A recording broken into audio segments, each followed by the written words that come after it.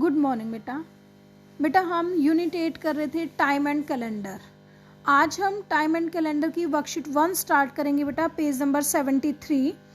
और इसमें आपका एक नया टॉपिक है बेटा, लीप ईयर। लीप ईयर क्या है बेटा? अगर आप क्लासरूम में होते तो मैं आपको बड़ी अच्छी तरह से बताती कि हमारी अर्थ इस तरह से रोटेट करती है और इस तरह से डेज एंड नाइट्स बनते हैं सारा, लेकिन अब वीडियो हैवी हो जाती है तो इसलिए थोड़ा सा बेटा शॉर्ट फॉर्म में समझा देते हैं आपको कि लीप ईयर क्या है बेटा। कि देखो आप देखते हो, आप अब 10-11 ईयर्स के हो चुके हो, ठीक है। आप देखते हो बेटा किसी ईयर में तो फरवरी में 28 डेज होते हैं और किसी ईयर में फरवरी में 29 डेज होते हैं।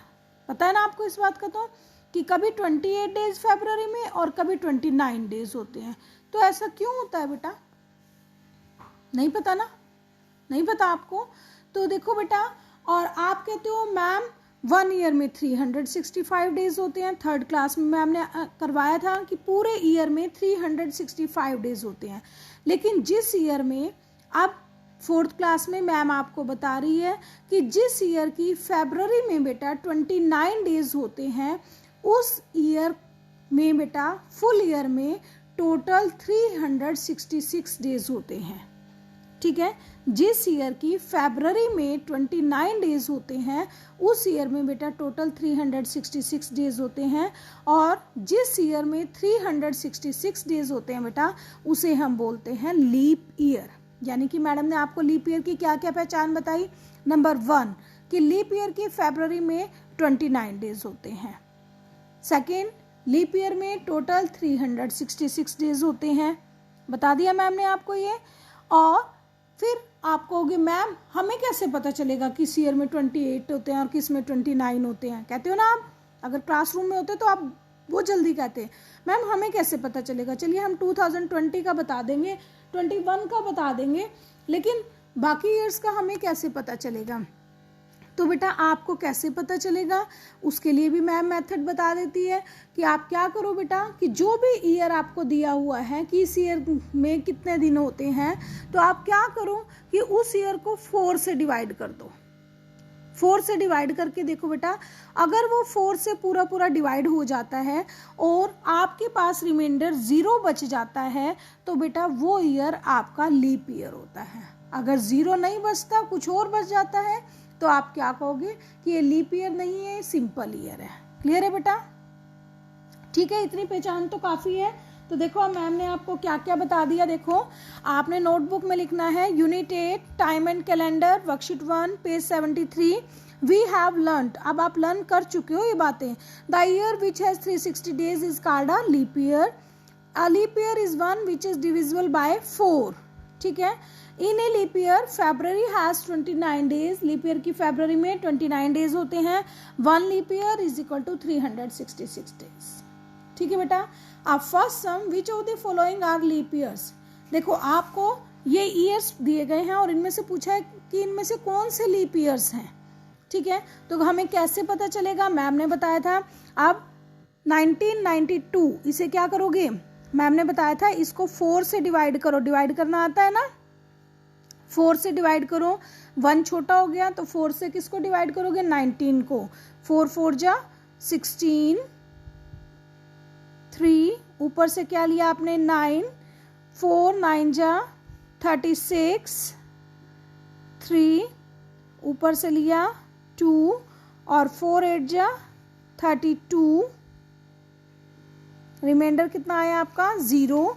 अब ऊपर से लेने को कुछ नहीं है तो ये हुआ रिमाइंडर। अब इस रिमाइंडर से आपको पता चलेगा बेटा कि ये लीप ईयर है या नहीं है। कितना बचा रिमाइंडर? 0। अगर ये 0 है तो आप कहोगे यस। 0 आते ही आप लिखोगे यस, यस, और यस के बाद क्या लिखोगे? ईयर कौन सा पूछा था? 1992। 1992 इज अ लीप ईयर, ठीक है। यहां से आपको पता चला कि yes 1992 is a leap year, ठीक है बेटा।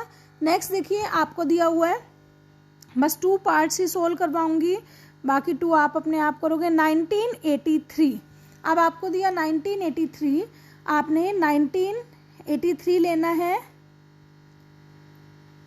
इसे 4 से डिवाइड करो, 4 4 जा 16, 3 ऊपर से लिया 8, 4 9 जा 36, कितना बचा 2, ऊपर से लिया आपने 3 और 4 5 जा 20, कितना बचा 3। अब ये 3 क्या है आपका रिमाइंडर है, ये 3 क्या है आपका रिमाइंडर है। अब इस रिमाइंडर से देखो अगर यहाँ 0 होता तो आप लिखते यस, अब 0 नहीं है तो आप क्या लिखोगे नो, नो के बाद क्या लिखोगे, कौन सा ईयर था 1983 इज, आप क्या लगाओगे नोट, इस के बाद क्या लगाओगे नोट अ लीप ईयर, ठीक है, नोट अ लीप ईयर, ठीक है बेटा। ए और बी पार्ट मैंने आपको करवा दिया, अब सी और डी पार्ट बेटा आप अपने आप करोगे, ठीक है ना, सी और डी पार्ट आप अपने आप करोगे बेटा, कर लोगे, ठीक है, ये आपका काम है।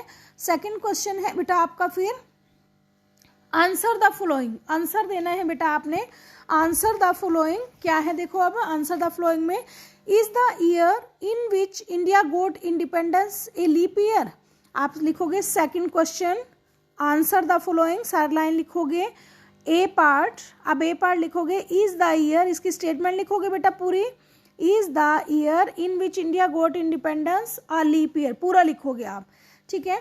तो अब आप इसको सोल्व कैसे करोगे देखो, फिर इसका आंसर लिखोगे बेटा, आप लिखोगे इंडिया गोट इंडिपेंडेंस, कब मिली थी इंडिया को,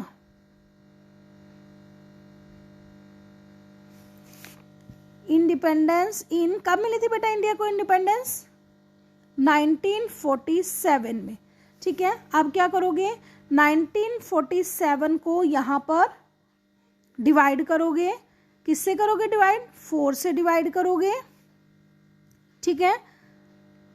16 कर दो स्पीड से बेटा, वीडियो हैवी हो रही है।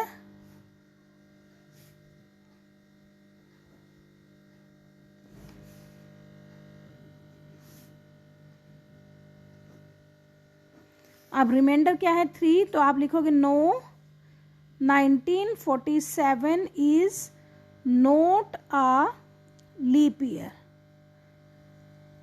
ठीक है बेटा, हो जाएगा। उसके बाद is your year of birth a leap year, ये आप अपने आप करोगे, सेकंड सम की स्टेटमेंट लिखोगे, is your year of birth a leap year, पूरा लिखोगे बेटा स्टेटमेंट को।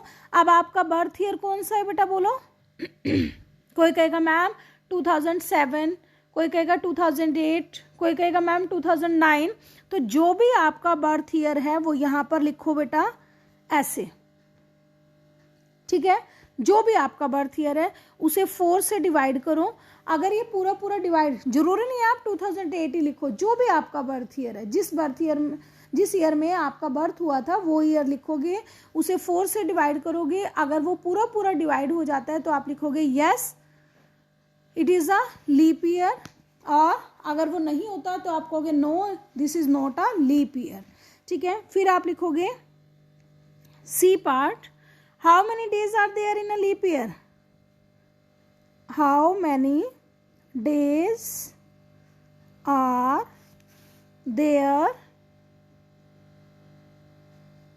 इन अ लीप ईयर, एक लीप ईयर में कितने दिन होते हैं बताओ बेटा, देयर आर कितने होते हैं 366 days in a leap year, ठीक है।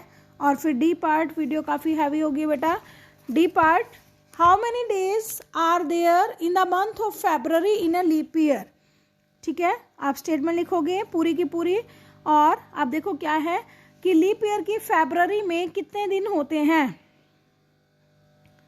There are 29 days, there are 29 days, आगे क्या लिखोगे in the month of February in a leap year. ठीक है बेटा, तो आप ये वर्कशीट 1 इस तरह से पूरी की पूरी कंप्लीट करोगे बेटा आज। ठीक है बेटा, ओके बेटा, थैंक्स।